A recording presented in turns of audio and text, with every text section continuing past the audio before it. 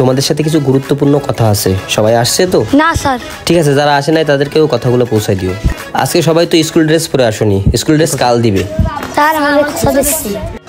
এই সবাই ফাঁক ফাঁক হয়ে দাঁড়াও, কাঁধে হাত রাখো, সোজা করো হাত, আরামে দাঁড়াও, সোজা হও, left right, left right, left right, left right, left right.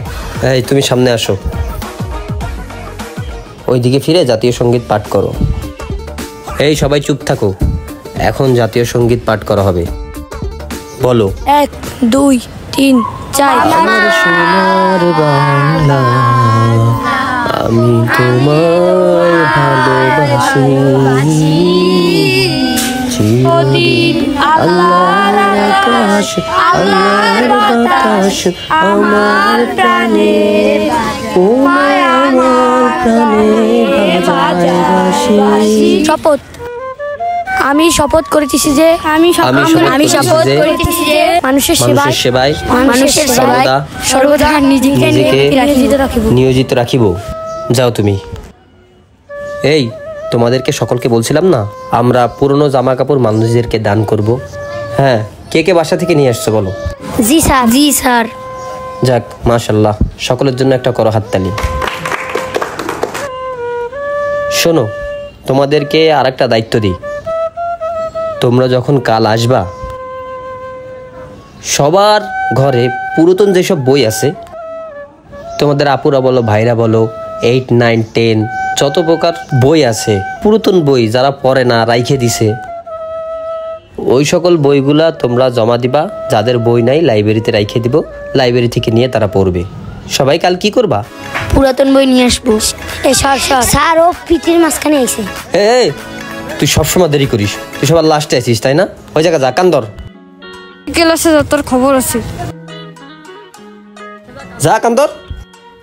তোরে যে কি করবানি।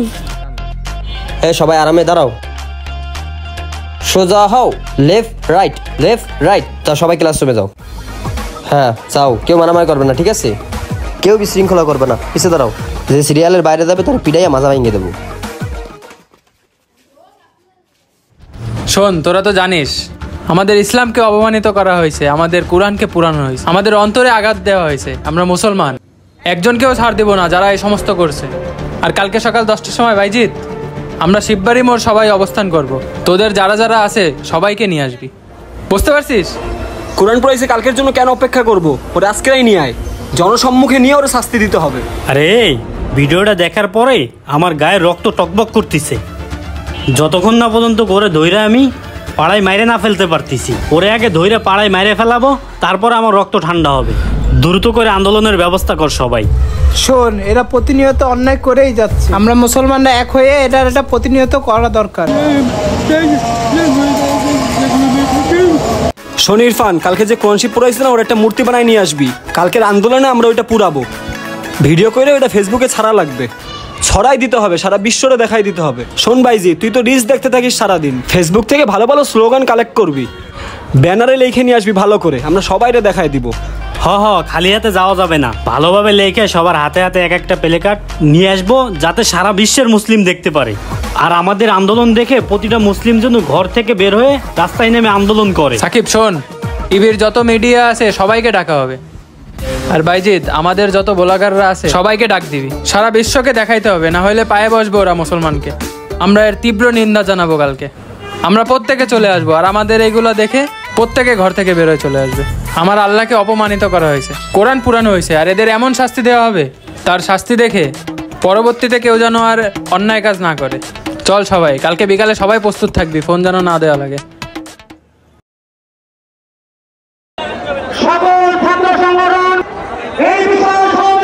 এই যে এতক্ষণ পরে আইছে, কিরে নাটক করিস, এত লেট করছিস কেন?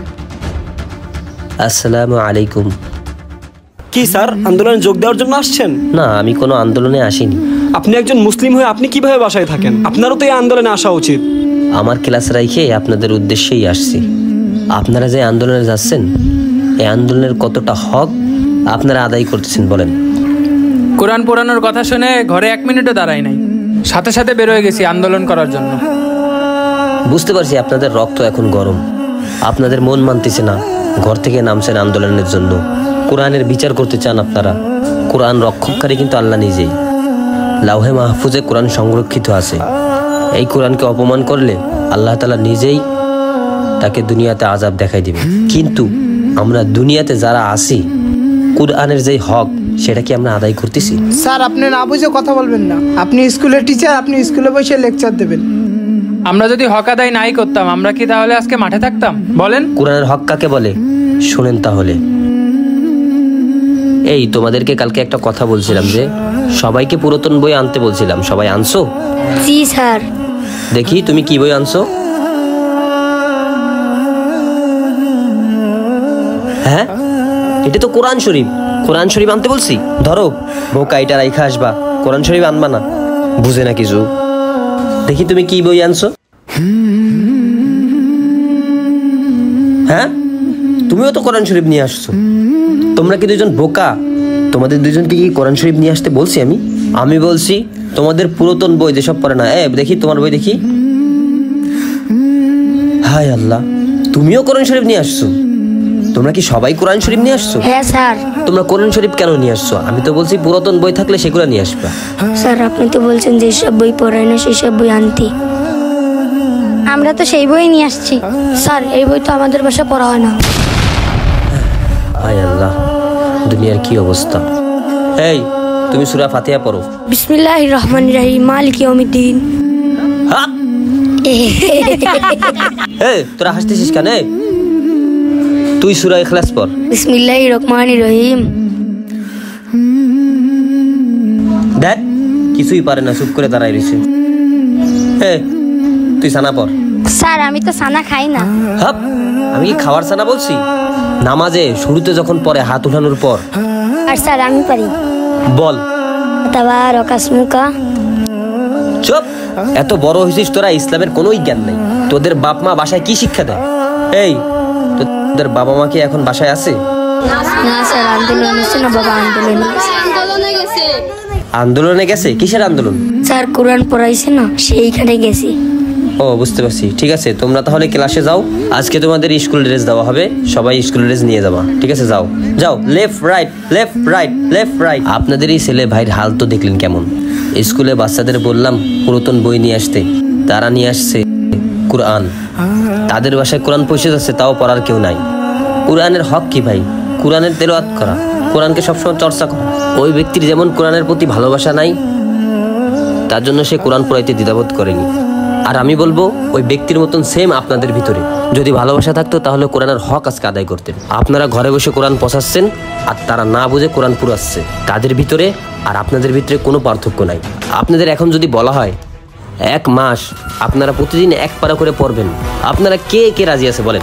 কেউ রাজি আছেন? কিন্তু কোরআনের হক তো এইটাই, কোরআন তেলাওয়াত করবে, কোরআন ভাষায় চর্চা করবে। কোরআন আপনাদের কাছে কি চাই? তেলাওয়াতই তো চাই। প্রতিদিন কোরআন পড়বেন আপনারা। প্রতিদিন তো দূরে থাক, আপনারা কোরআন হাত দিয়ে ছুঁয়েও দেখেন না, কিন্তু সেই কোরআনের খাতিরেই আপনারা আজকে মাঠে নামছেন, এটা ভালো কথা। কিন্তু আন্দোলনটা আপনাদের সাথে কতটুকু যায়? তার মানে আপনি কি বুঝাইতে চাচ্ছেন আমরা আন্দোলন বন্ধ করে দিই, সবাই বাসায় বসে থাকি আর ইসলাম এভাবে অপমানিত হইতে থাকুক? আমরা মুসলিমরা এটা থেকে ভাবতেছি আমরা কালকে আমাদের পার পায়ে যাব? এটা কখনোই সম্ভব না, আন্দোলন করতেই হবে। না, আমি আপনাদের আন্দোলন করতে বারণ করতেছি না, কিন্তু আন্দোলন আপনাদের সাথে যায় না। আন্দোলন ওই ব্যক্তি করবে যে ব্যক্তির কোরআনের প্রতি ভালোবাসা আছে, কোরআনের প্রতি শ্রদ্ধা আছে, কোরআন তেলাওয়াত করে। ওই ব্যক্তি মাঠে নামবে, ওই ব্যক্তির জন্য হক। ঘরে তো কোনো কোরআন চর্চাই নাই, আর সেই ব্যক্তিরা নামছে মাঠে। ইসলাম ভাই দেখানো ভালোবাসা না, এইসব দেখানো আন্দোলন করে কি লাভ ভাই? এই আন্দোলন তো আপনাদের জন্য না। আপনারা সঠিক হক আদায় করেন, তারপরে আন্দোলনে আসেন। আল্লাহ তাআলাও খুশি হবেন, আর আপনাদের উপরে কোরআনও রাজি খুশি থাকবেন। এই কোরআনই কাল কিয়ামতের দিন আপনাকে জান্নাতে নিয়ে যাওয়ার জন্য যথেষ্ট থাকবে। কিন্তু এই অবস্থায় না ভাই, অনেক কথাই বলে ফেলছি, মাফ করে দিন ভাই। কোরআনকে অবমানিত করলে রাষ্ট্রীয়ভাবে আইন থাকা উচিত, আর আমরা কোরআনকে ভালোবাসলে কোরআনের হক আদায় করা উচিত। যে ব্যক্তি কোরআন বুঝে না, যে ব্যক্তি কোরআনের প্রতি ভালোবাসা নাই, সে শুধু কোরআন না পৃথিবী যা কিছুই হোক পুরাই দিতে তার কোনো দ্বিধাবোধ হবে না। যে ব্যক্তি মুসলিম হয়ে কোরআন ঘরে রেখে কোরআনের শিক্ষায় আলোকিত করে না ঘর, সে ব্যক্তি নিশ্চয়ই কোরআনের আপন নয় পর। কোরআনের হক যে আদায় করে না, আমি মনে করি কোরআন না বুঝে পড়ায় যে ব্যক্তি তার থেকেও বেশি অপরাধী সেই ব্যক্তি। একমত হলে শেয়ার করবেন। ধন্যবাদ।